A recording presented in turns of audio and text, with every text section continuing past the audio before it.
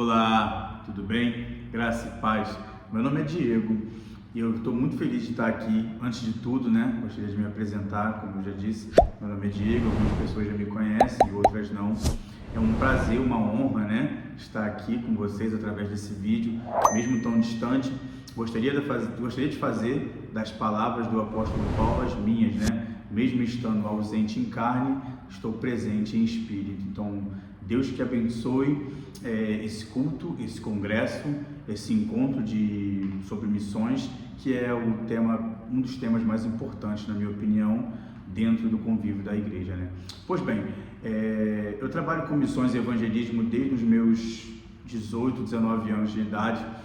Conheci a missão e o evangelismo através na época do meu diaconado, na altura do meu diaconado, da qual eu participei de 14 incursões missionárias no interior do Brasil. Tivemos presente em missões e evangelismo em igrejas, comunidades. Tive a oportunidade de passar por instituições como o Jocum, conheci outros lugares, outras metodologias e vim desenvolvendo através da minha carreira ministerial, daquilo que foi proposto para mim, toda uma história de evangelismo e missão. E isso que eu vou compartilhar com vocês hoje é parte de um workshop, da qual ele completo são 3 aulas, e o que eu vou compartilhar com vocês hoje é um pedaço de uma aula. Espero não enfadar e tentar ser sucinto e compartilhar com vocês algo que Deus coloca no meu coração sobre evangelismo e missão. Começando a partir dessa linha de raciocínio, gostaria de compartilhar com vocês alguns dados esses interessantes, Segundo estudos contemporâneos, eles nos comprovam que 95% dos cristãos hoje que se encontram dentro de igrejas evangélicas, 95% não chegarão a um púlpito para pregar o evangelho. Apenas 5% chega à posição de propagar a palavra, de compartilhar da história de Jesus através de pregação em púlpito. Sendo assim, nós temos uma demanda muito maior de ouvintes dentro da igreja do que de pregadores. Partindo dessa linha de raciocínio, nós vamos observar um mandamento, não uma escolha, mas sim um mandamento de Jesus, que ele diz: ide e fazei discípulos de todas as tribos, de todas as línguas, batizando-os em nome do Pai, do Filho e do Espírito Santo. Missão e evangelismo. Eu separei aqui alguns textos que vão deixar claro, mais ou menos a linha de raciocínio que nós vamos caminhar. Eles são Mateus, capítulo 28, do versículo 18 ao versículo 20, 2 Coríntios, capítulo 4, versículo 13, 1 Timóteo, capítulo 2, do versículo 3 ao versículo 4 e Atos dos Apóstolos, capítulo 8, versículo do 1 ao 4. Esses 4 versículos, eles vão nos dar um caminho da qual nós vamos, uma linha de raciocínio da qual nós vamos caminhar para definir o que é missão e evangelismo. Definição. Veja antes o significado da palavra apóstolo. Eu vou abrir um parênteses aqui antes de falar de missão e evangelismo e diagnosticar, tentar esmiuçar um pouco o significado dessa palavra apóstolo para que fique mais claro para a gente hoje, No começo da igreja, os apóstolos eram encarregados de levar essa mensagem, de serem os primeiros missionários, assim dizendo, serem os primeiros a levar essa mensagem do Cristo ressurreto, daquele que salva, que cura, que liberta. E a definição, e essa palavra, ela tem uma definição, ela tem um significado, Existem 2 igrejas, a igreja apacentadora e a igreja multiplicadora. Guarda isso contigo. Dentro dessa linha de raciocínio de igreja multiplicadora e igreja apacentadora, eu quero dizer uma coisa: as duas estão corretas. Muitas das vezes eu já vi pessoas brigando, Ah, não, a igreja multiplicadora é a certa, Deus mandou nós irmos e multiplicarmos. Não, a igreja apacentadora é a certa, Deus mandou fazer discípulos. E eu quero te falar que as duas estão corretas e que as duas tratam da mesma coisa, apenas com características diferentes. Então aqui já gostaria de quebrar algumas linhas de raciocínio que ficam brigando entre si, Ah, eu sou multiplicador, eu sou apacentador. As duas estão corretas. A igreja multiplicadora, ela nasce dentro de uma igreja apacentadora. O que você quer dizer com isso, Diego? Uma igreja apacentadora, bíblica, dinâmica, correta, vai criar uma estrutura dominical, uma estrutura de ensino da qual vão nascer os multiplicadores dentro de uma igreja apacentadora. Todo missionário tem um chamado apostólico. Isso é um ponto, isso não é uma opção.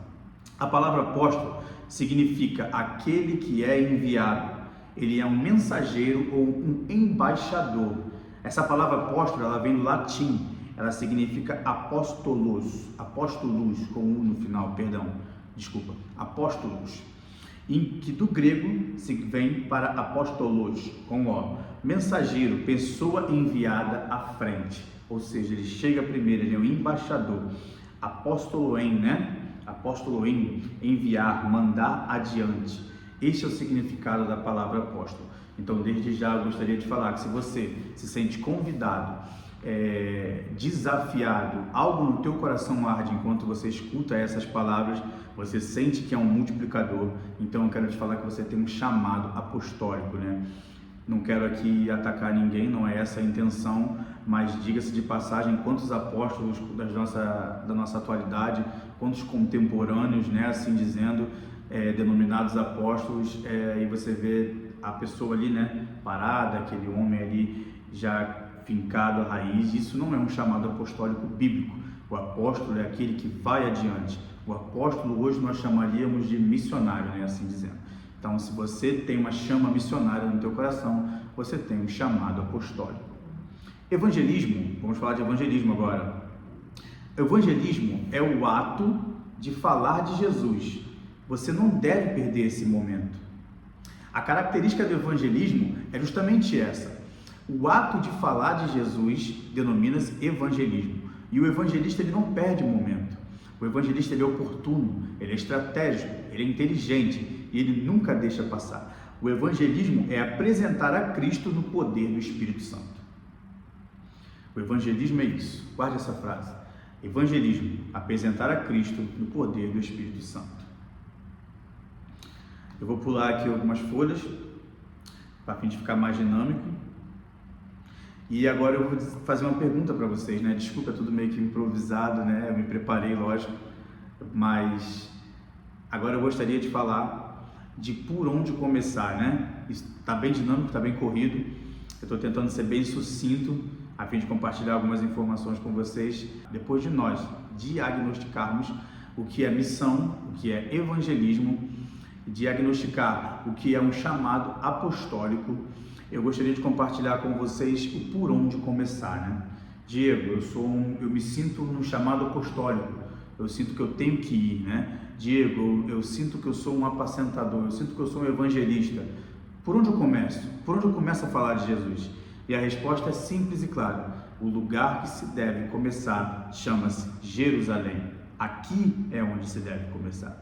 Aí onde você está agora, essa é a tua Jerusalém. Independente de você ficar local ou de você alcançar os confins da terra, Jerusalém é o lugar aonde se deve começar. Hoje, nós trabalhamos com implantação de igrejas na Europa, Estamos aqui fincando estacas, trabalhando no discipulado. Até chegarmos aqui, passamos por nossa Jerusalém. Evangelizei em comunidades, evangelizei em presídios, conheci boa parte do Brasil, do Nordeste, do interior de Minas Gerais. Na época que nós fazíamos incursões missionárias no Vale do Jequitinhonha, o Vale do Jequitinhonha era considerado a Etiópia brasileira. Então, Jerusalém é o teu primeiro lugar. Jerusalém é por onde você começa, E temos alguns textos. Lucas, capítulo 24, versículo 47 ao 49. Marcos, capítulo 16, do versículo 14 ao versículo 18. No texto de Mateus, capítulo 18, no versículo 19, a palavra nações vem do original grego que significa etnos, ou seja, ide a todas as etnias. Jesus é bem claro aqui nesse mandamento.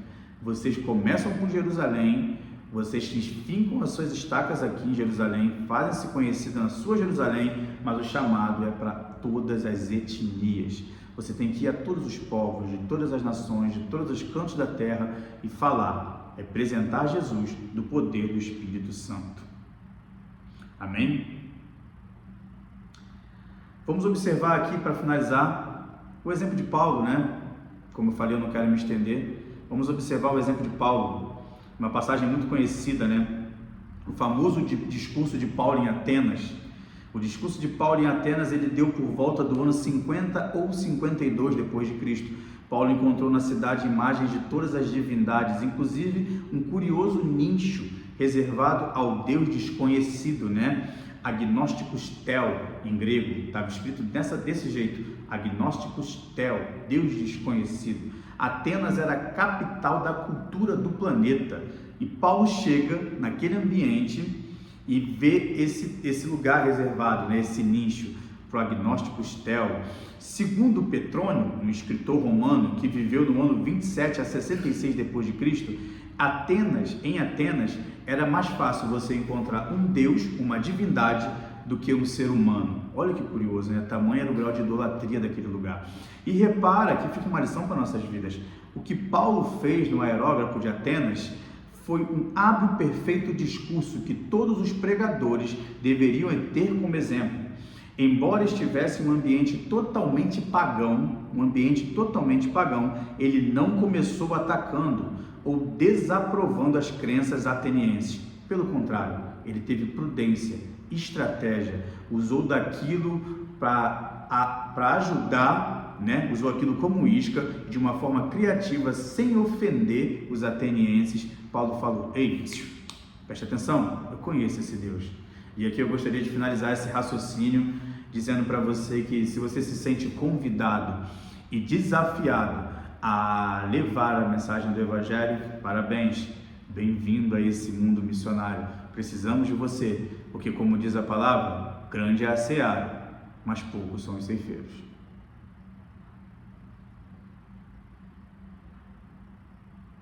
Pode desligar, mano. Você não pode dormir, não. Agora eu vou falar uma aqui